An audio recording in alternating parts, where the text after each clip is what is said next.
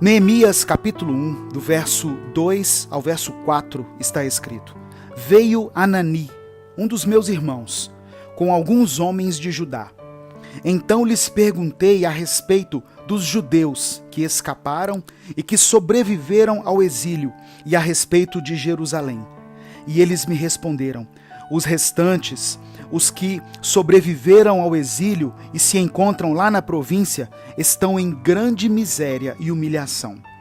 As muralhas de Jerusalém continuam em ruínas e os seus portões foram destruídos pelo fogo. Quando ouvi estas palavras, eu me sentei, chorei e lamentei por alguns dias. Fiquei jejuando e orando diante do Deus dos céus. O Espírito Santo tem ministrado ao meu coração que este é um tempo de restauração. Só que muitas vezes a restauração não acontece de forma imediata. Ela passa por um processo de dor, de amadurecimento e de aprendizado. Hoje eu quero falar um pouco sobre isso. Se você ainda não é inscrito no canal, eu peço que você se inscreva e ative as notificações. Não deixe também de compartilhar essa mensagem. Se quiser apoiar o nosso projeto, torne-se membro do canal. E no primeiro comentário fixo desse vídeo, coloque o seu pedido de oração. Eu vou orar por você e pela sua família. Neemias é mais um dos livros da Bíblia que nos fala a respeito de restauração, de como os muros de Jerusalém foram reerguidos, porque eles estavam destruídos e os seus portões tinham sido consumidos pelo fogo. O principal assunto abordado em Neemias é a reconstrução dos muros. Mas antes que houvesse essa reconstrução, precisamos observar e considerar o estado em que os judeus remanescentes do exílio se encontravam e como os muros estavam. O texto diz que aquelas pessoas estavam em grande miséria e humilhação, e que os muros estavam destruídos. Mas nem por isso Deus deixou que eles permanecessem naquele estado. A vida de muitas pessoas também se encontra dessa maneira. Os muros representam proteção, e muros destruídos fala de áreas da nossa vida que estão desprotegidas, destruídas, que precisam ser reparadas e reconstruídas. Tem pessoas que foram atingidas pelas perdas, por situações que causaram a destruição da sua família, dos seus relacionamentos, a morte do seu casamento, a falência nas suas finanças e tantas outras coisas. Mas assim como Neemias, diante daquela notícia, não desanimou, pelo contrário, orou e buscou uma direção de Deus, nós também podemos fazer o mesmo. Hoje, o Senhor te chama a se levantar e a agir diante dos problemas que têm te assolado. Num primeiro momento, quando Neemias recebeu aquele relato, ele foi tomado por uma profunda tristeza. Às vezes nós passamos por situações tão difíceis que a única atitude que conseguimos ter é a de nos prostrarmos e de lamentar. É quando nos vemos diante de problemas ou de crises sem solução que nos desanimam e que tiram toda a nossa motivação. Neemias passou por isso. A notícia que ele recebeu fez com que ele se derramasse em prantos. Não somente por um momento, mas o texto diz que ele passou vários dias chorando. Ele ficou, por um tempo, em profundo estado de desespero.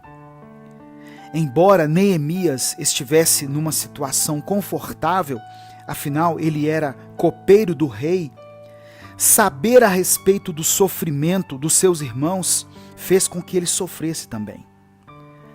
É normal que em algum momento da vida, conforme for a gravidade dos problemas que estivermos enfrentando, nós percamos a cabeça e fiquemos também desesperados.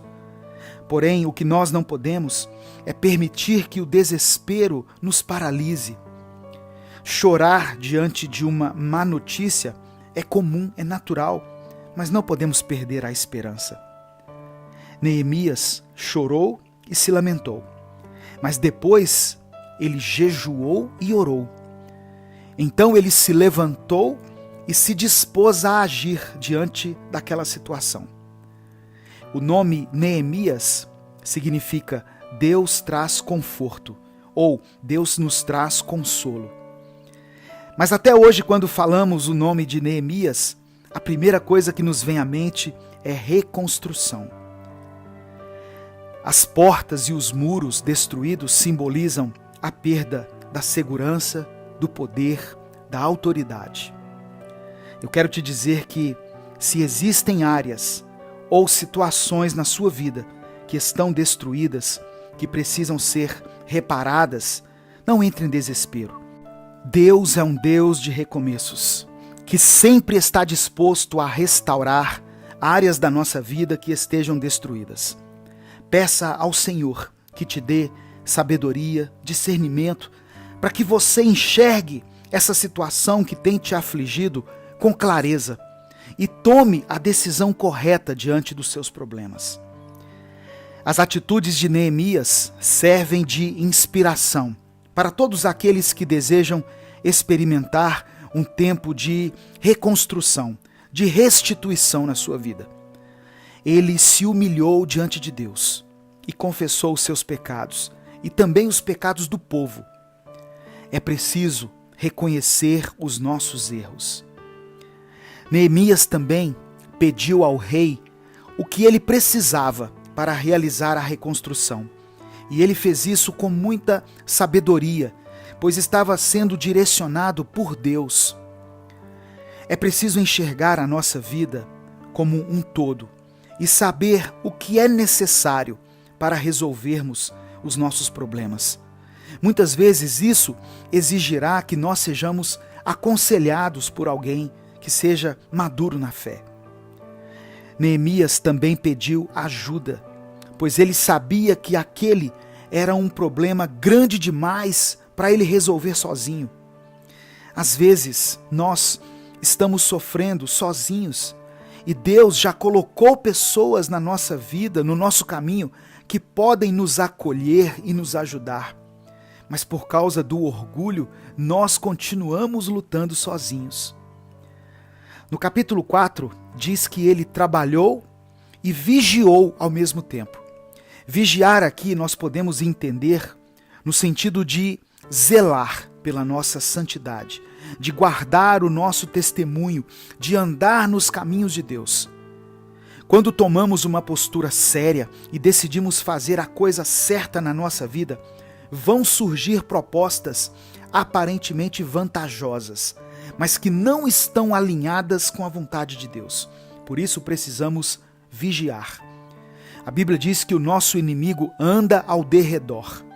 E se dermos algum tipo de legalidade, Satanás pode agir na nossa vida e nos destruir. Houve um momento em que Neemias decidiu deixar de fora aquilo que era imundo aos olhos de Deus. Por isso, o Senhor o honrou. Se você hoje precisa reconstruir alguma área da sua vida que se encontra em ruínas, eu te convido a fazermos juntos essa oração. Feche os seus olhos e curve a sua cabeça. Eu quero orar por você. Senhor, nós nos prostramos e nos humilhamos diante da sua grandeza e do seu amor. Te pedimos perdão, Pai, porque assim como o povo de Israel, nós também nos afastamos do Senhor, desprezamos a sua palavra e por isso, muitas vezes a nossa vida se encontra arruinada, os nossos muros estão destruídos. Reconhecemos os nossos erros, sabemos que o Senhor é um Deus que pode e quer nos restaurar. Restabeleça a comunhão e a paz nessa família. Abençoe essa casa, traga cura e perdão a esse relacionamento. E não permita que o desespero nos cegue, para que possamos vencer essa crise. Nós oramos e te agradecemos, em nome de Jesus. Amém. Compartilhe essa mensagem, ela pode mudar a vida de alguém. Inscreva-se e torne-se membro do canal, para apoiar esse projeto. Deus te abençoe. Eu sou o pastor Edivaldo Oliveira e esse foi mais um Minuto com Deus.